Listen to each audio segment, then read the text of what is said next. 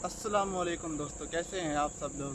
तो दोस्तों, आजकल थोड़ी मसरूफियत ज़्यादा है, इसलिए आप दोस्तों के लिए वीडियोस बनाने में यानी कि थोड़ी मुश्किल होती है, लेकिन टाइम निकालता हूँ। अभी इस वक्त जो है ना, मगरिब होने वाली है, यानी कि थोड़ा सा टाइम रहता है। तो आज मेरे बस वीडियोस इसलिए लेट आ रही हैं क्योंकि मैं थोड़ा सा मसरूफ़ हूँ। तो माइंड ना कीजिएगा, इंशाल्लाह कोशिश करूँगा कि आइंदा रोज़ डेली वीडियोस अपलोड किया करूँ। तो जनाब, आज का वीडियो का जो टॉपिक है वो है लॉन्ग रेंज आप किस तरह से शूट करें। यानी कि अगर आपका फासला ज़्यादा है, एयर गन है चाहे रियल फायर आर्म्स है, क्योंकि मेरे ज़्यादातर सब्सक्राइबर जो है एयर गन्स के मुतालिक हैं, तो मैं आज एयर गन्स की ही बात करूँगा। तो आज का मैं आपको बताऊँगा कि आप किस तरह से काफ़ी फासले से यानी कि लॉन्ग रेंज शूटिंग कर सकते हैं एयर गन से। अगर इस मकसद के लिए आपकी एयर गन इतनी पावरफुल नहीं है तो आप नहीं कर सकते long range shooting. Long range से मुराद ये है कि 100 मीटर से जो है ज़्यादा डिस्टेंस।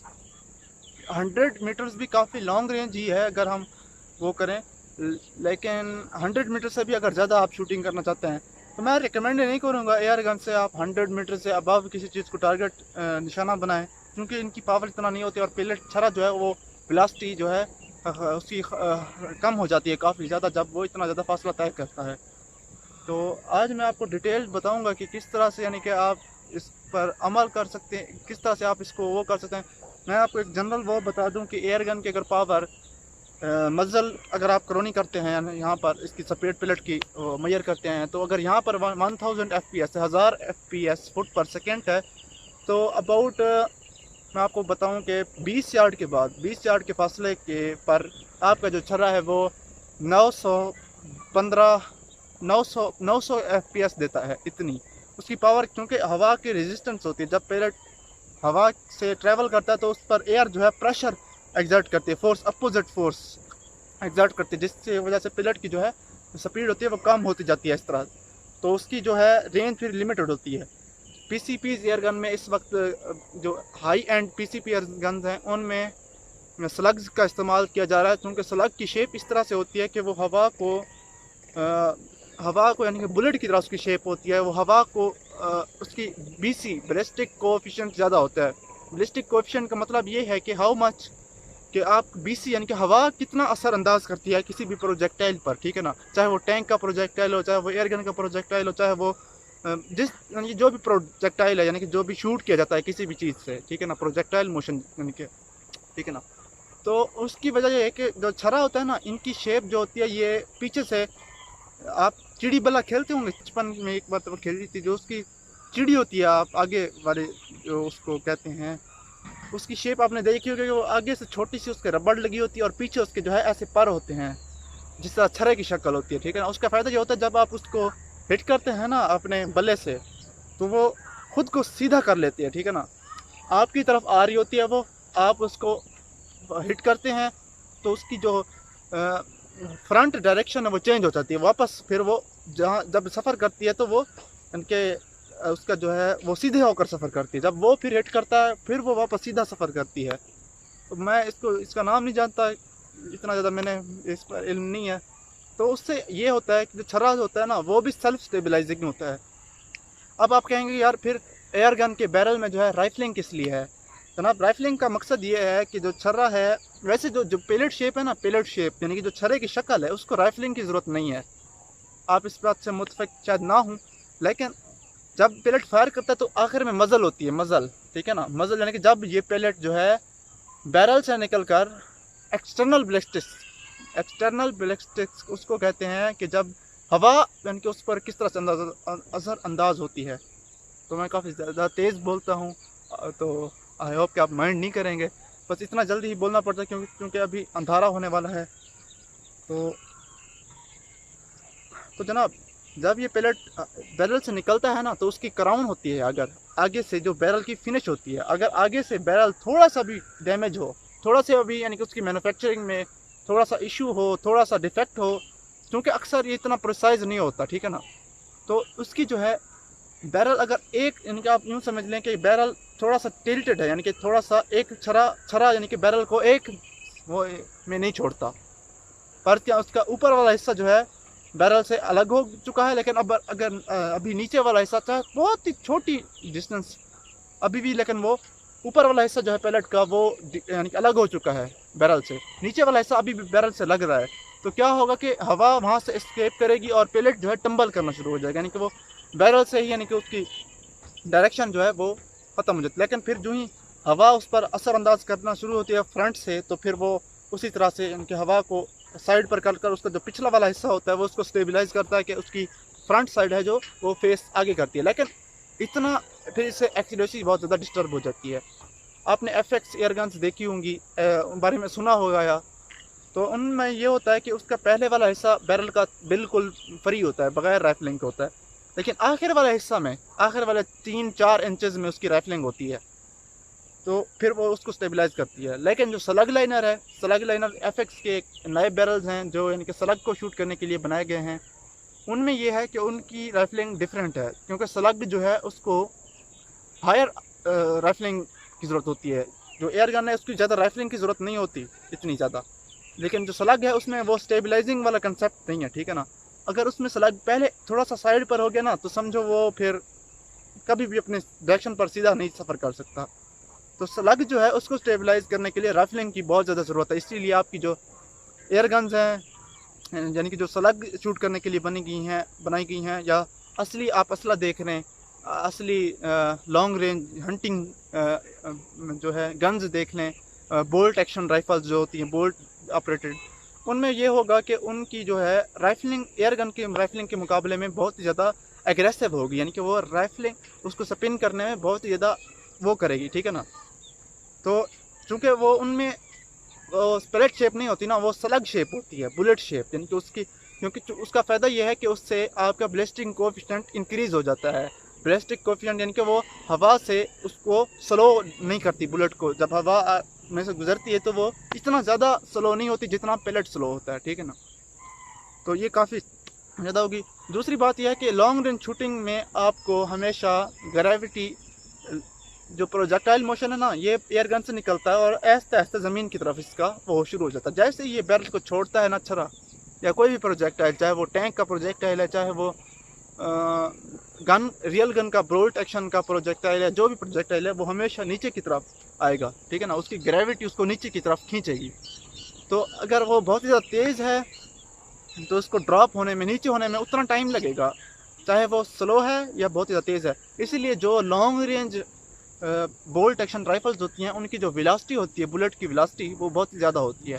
तकरीबन 2600 से लेकर 3000 फुट पर सेकेंड की रफ्तार से होती है ऑन द मजल, जब यानी कि नाली के जब निकलती है बुलेट, ठीक है ना। 2500 से लेकर 3000 FPS, जबकि हमारी जो एयर गन है 22 कैलिबर की, .22 कैलिबर की, ये इसकी वेलोसिटी है 600 FPS से शुरू होती है। और जो मैग्नम एयर गन्स है, काफ़ी पावरफुल एयर गन्स हैं, उनमें ये 1000 FPS तक जाती है .22 कैलिबर में, ठीक है ना। 600 से शुरू होती है और 1000 FPS तक जाती है मैक्सिमम, ठीक है ना। इससे ज़्यादा एयर गन यानी कि वो हो जाते हैं, फिर उसकी स्कोप का इशू आना शुरू हो जाता है, फिर वो एक्यूरेसी नहीं देती, ठीक है ना, अच्छी। और 1000 FPS से ज़्यादा जो है पैलेट को आप शूट भी नहीं कर सकते। जो छर्रा है ना पैलेट, जो डोम यानी कि जो चिड़ी बल्ले वाली शक्ल का है, नॉर्मल जो छर्रा है पैलेट है, इसका जब आप इसको स्पीड हवा की आवाज़ की स्पीड से, आवाज़ की स्पीड मतलब सुपरसोनिक, ठीक है ना, जब आप इसको फायर करेंगे तो ये इसकी स्टेबिलिटी बिल्कुल ख़त्म हो जाएगी। क्योंकि जो इसका जब सुपरसोनिक होती है ना, सुपरसोनिक कोई भी चीज़ जब सुपरसोनिक स्पीड से, हवा की आवाज़ की स्पीड से ज़्यादा तेज़ सफ़र करती है तो उसकी एक शॉक वेव बनती है, ठीक है ना। शॉक वेव आपको मैं समझाऊँ आसान लफ्ज़ों में कि अगर ये जो मेरी गन है फॉर एग्जांपल, ये बहुत ही ज़्यादा तेज़ सफ़र कर रही है, ठीक है ना, आवाज़ की स्पीड से ज़्यादा सफ़र कर रही है, तो इसकी ये शॉक वेव पैदा करेगी। शॉक वेव क्या करेगी, वो जैसे ही बैरल को हिट करेगी ना, तो वो एक ट्रायंगल बनाएगी, ट्रायंगल यानी कि इस तरह और इस तरफ से इस तरफ, और यहाँ पर जो है कोई भी एयर फ्लो नहीं होगा, हवा यहाँ पर बिल्कुल भी हवा यहाँ पर से नहीं गुजरेगी, क्योंकि जो पैलेट है हमारा वो हवा का इस्तेमाल करता है ख़ुद को स्टेबलाइज करने में, तो वो फिर स्टेबलाइज नहीं कर सकेगी क्योंकि शॉक वेव। तो उसके लिए स्लग हैं। अगर आप 1000 FPS से ज़्यादा शूट के पावर चाहिए आपको, तो आप हमेशा स्लग की तरफ जाएं, क्योंकि स्लग जो है वो हवा उनको ज़रूरत नहीं होती खुद ऊपर से हवा गुजरने की, क्योंकि वो राइफलिंग से स्टेबलाइज्ड होते हैं, ठीक है ना। तो ये काफ़ी कॉम्प्लिकेटेड है, मैं आपको इतना समझा नहीं सकता। इंशाल्लाह फिर अगली वीडियो में अगर आप कहेंगे तो मैं आपको डिटेल से समझाऊंगा। फ़िलहाल मैं आपको ये बताऊंगा कि ग्रेविटी क्या है। ये जब आप पेलेट फायर करते हैं ना तो वो हमेशा नीचे की तरफ गिरता है, चाहे कोई भी प्रोजेक्टाइल, जैसा कि मैंने आपको पहले बताया है।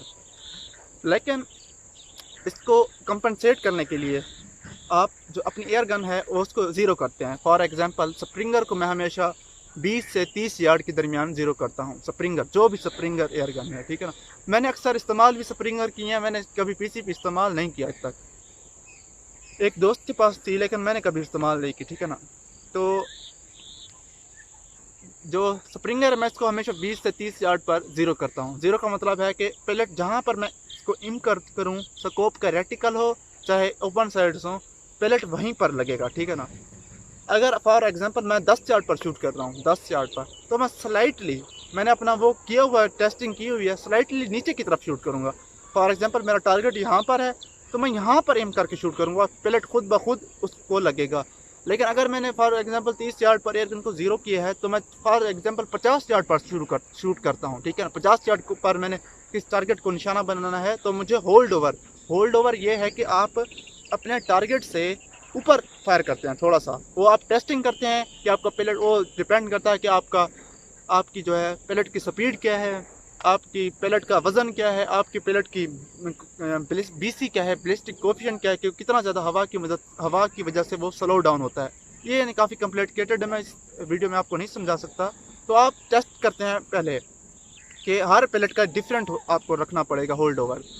अगर पेलेट वजनी होगा तो उसका होल्ड ओवर आपको ज़्यादा रखना पड़ेगा। अगर पेलेट लाइट वेट होगा, क्योंकि वो तेज़ होगा तो वो जब नीचे गिरेगा तो वो काफ़ी ज़्यादा फासला तय कर चुका होगा, क्योंकि उसकी जो है स्पीड ज़्यादा है, वेलोसिटी ज़्यादा है, FPS ज़्यादा है, ठीक है ना। तो आप उससे थोड़ा सा ऊपर शूट करेंगे टारगेट से, वो आप टेस्ट करके पता चलेगा आपको कि आप फॉर एग्जाम्पल आपने 30 यार्ड पर ज़ीरो की हुई है, आप 50 यार्ड पर आप टेस्ट करेंगे कि आपका पेलेट कहाँ हिट हो रहा है, ठीक है ना। फिर आप उतना ऊपर फायर करेंगे। फॉर एग्जाम्पल आपका पेलेट 50 यार्ड पर 2 फुट ड्रॉप हो रहा है, यानी कि अपने टारगेट जहाँ पर आप एम करते हैं उससे 2 फुट नीचे हिट हो रहा है, तो आपको 2 फुट अपने टारगेट से 2 फुट ऊपर शूट करना पड़ेगा रेटिकल की मदद। स्कोप की मदद से ये काफ़ी ज़्यादा आसान हो जाता है, लेकिन ओपन साइड से भी मैं वो कर लेता हूँ। लेकिन स्कोप इसके लिए काफ़ी ज़्यादा फ़ायदेमंद है, क्योंकि उसमें वो मिल डॉट्स लगे होते हैं आपको याद रखने के लिए। और लॉन्ग रेंज अगर आप शूट करना चाहते हैं तो आपको रेंज फाइंडर की ज़रूरत पड़ेगी। Range finder laser range finders होते हैं, जो कि जब आप उनको अपनी आँख से देखते हैं आप तो वो आपको डिस्टेंस बता देते हैं जहाँ से लेज़र लाइट रिफ्लेक्ट होकर वापस आती है, ठीक है ना। वो तो काफ़ी एक्यूरेट होते हैं, लेकिन उनका मसला ये है कि वो धुंध वगैरह में काम नहीं करते ज़्यादा, ठीक है ना। तो उससे आप डिस्टेंस मेजर कर सकते हैं कि आप जहाँ पर आप शूट कर रहे हैं उसका फासला कितना है। तो फिर उस हिसाब से आपने टेस्टिंग पहले की होगी। तो मैं तो ये सजेस्ट करूँगा लॉन्ग रेंज जो हंटर्स हैं, ठीक है ना, चाहे पीसीपी एयर गन्स के लिए भी ये काफ़ी ज़्यादा यूज़फुल है। तो आप चार्ट बनाएं, एक कागज़ के टुकड़े पर सारी तफसील लिखें कि आपने 30 यार्ड पर एयर गन को ज़ीरो किया हुआ है, 50 यार्ड पर इतना ड्रॉप है, 60 यार्ड पर इतना ड्रॉप है, 70 यार्ड पर इतना ड्रॉप है।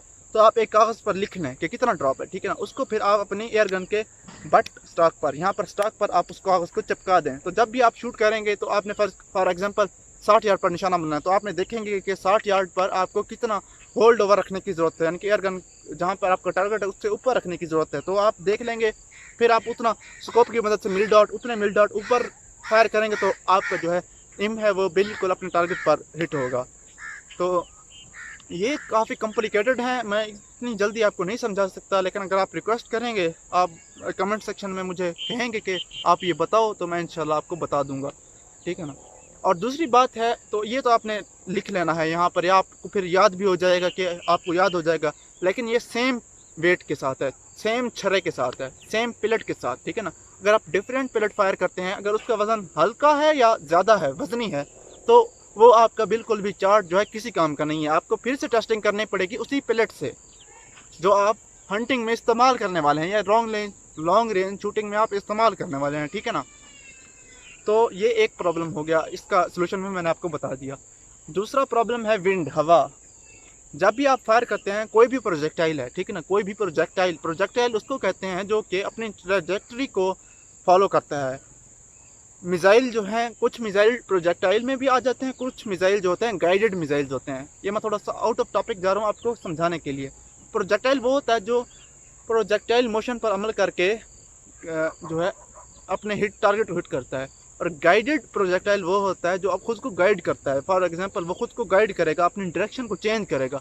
ये जो होते हैं असली जहाज़ फाइटर जेट्स में वो इस्तेमाल किए जाते हैं ताकि वो अपने टारगेट को फॉलो कर सकें। अगर समंदर में कश्ती है तो उसको भी वो मिसाइल फॉलो करते हैं, यानी कि टारगेट को हिट करते हैं चाहे वो मूव कर रही हो। या फाइटर जेट्स जो होते हैं, जंगी जहाज़ जो होते हैं, वो भी मिसाइल गाइडेड मिसाइल का इस्तेमाल करते हैं ताकि वो दूसरे फाइटर जेट्स को हिट कर सकें, जो कि खुद को गाइड कर लेते हैं, खुद को मोड़ सकते हैं, खुद को अपनी डायरेक्शन जो है चेंज कर सकते हैं। तो हवा जब तो वो उनको हवा मुतासर नहीं करती, ठीक है ना, क्योंकि वो खुद को अपनी डायरेक्शन चेंज कर सकते हैं। लेकिन जो प्रोजेक्टाइल है जो अनगाइडेड हैं, प्रोजेक्टाइल कहते ही उन्हें हैं जो अनगाइडेड हों, ठीक है ना, तो उनको हवा जो है ड्रिफ्ट करती है, हवा उनको अपने साथ ले जाती है। फॉर एग्जांपल हवा चल रही है, आप फॉर एग्जांपल मैं आपको अब इतना बता नहीं सकता, बस थोड़ा सा बताता हूँ, फिर इस इंशाल्लाह किसी दूसरी वीडियो में आपको डिटेल से समझाऊंगा। फॉर एग्जांपल अगर आप फायर करते हैं सीधी लाइन अपने टारगेट पर, ठीक है ना, अगर तो कोई हवा नहीं है तो आपका कोई मसला नहीं है, आपका पैलेट जो है आपके टारगेट पे ही लगेगा, ठीक है ना। लेकिन अगर हवा चल रही है for example left to right, अब मेरी लेफ़्ट और राइट आपकी लेफ़्ट और राइट से डिफरेंट होगी, तो आप ये समझ लें कि अगर आप एक डायरेक्शन में शूट कर रहे हैं और क्रॉस विंड चल रही है, क्रॉस विंड उसको कहते हैं कि साइड से हवा आ रही है, ठीक है ना।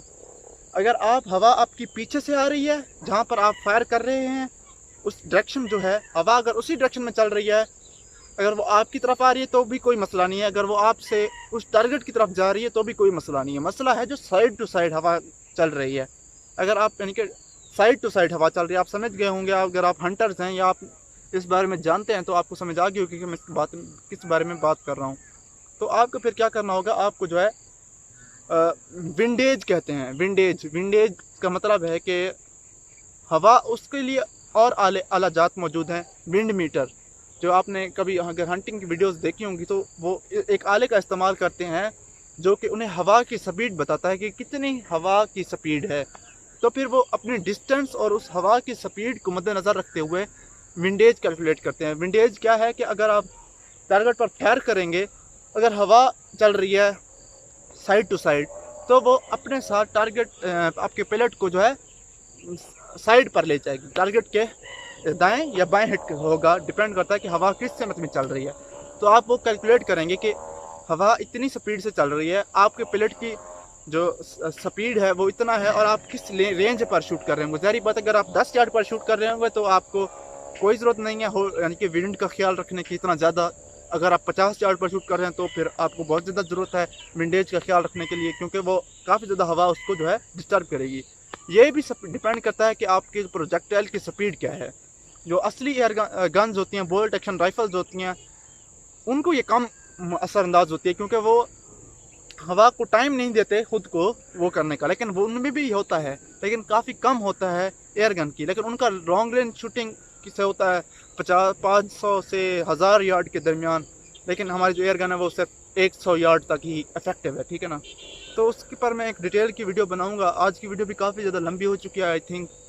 तो बस मैंने इरादा तो ये था कि मैं आपको एयर गन से डिटेल से समझाऊंगा आज की वीडियो में, लेकिन क्योंकि अभी मगरिब का वक्त हो चुका है तो मैं नहीं समझा सकता आपको। इंशाल्लाह फिर कभी किसी वीडियो में मैं आपको ये टॉपिक पूरी डिटेल से बहुत ही अच्छे तरीके से समझाने की मुकम्मल कोशिश करूँगा, ताकि आपको ये जो है जो मैंने आपको बातें बताई हैं ये क्लियर हो जाएं। आई होप कि आपको पसंद आई होगी वीडियो। लाइक करें, शेयर करें अपने दोस्तों के साथ, सब्सक्राइब कर लें चैनल को। मिलते हैं अगली वीडियो में, तब तक के लिए अल्लाह हाफिज़।